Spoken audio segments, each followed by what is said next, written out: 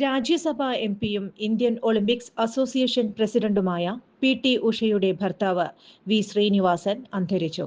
64 വയസ്സായിരുന്നു. കോഴിക്കോട് പയ്യോളിയിലെ വീട്ടിൽ കുഴഞ്ഞു വീഴുകയായിരുന്നു. രാത്രി 12:30ഓടെയാണ് മരണം സംഭവിച്ചത്. ദേഹാസ്വാസ്ഥ്യമുണ്ടായ ശ്രീനിവാസനെ സമീപത്തുള്ള സ്വകാര്യ ആശുപത്രിയിൽ എത്തിച്ചെങ്കിലും ജീവൻ രക്ഷിക്കാനായില്ല. സംഭവം നടക്കുമ്പോൾ പി.ടി. ഉഷ സ്ഥലത്തില്ലായിരുന്നു. സംഭവം അറിഞ്ഞ പി.ടി. ഉഷ ഡൽഹിയിൽ നിന്ന് കേരളത്തിലേക്ക് തിരിച്ചിട്ടുണ്ട്.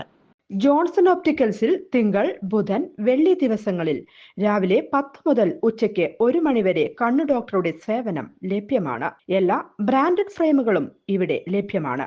ഡ്രൈവിംഗ് ലൈസൻസിനുള്ള സർട്ടിഫിക്കറ്റുകൾ കൂടാതെ ഡോക്ടർമാർ നിർദ്ദേശിക്കുന്ന എല്ലാ തരം കണ്ണടകളും ജോൺസൺ ഒപ്റ്റിക്കൽസിൽ നിന്നും ലഭിക്കുന്നു.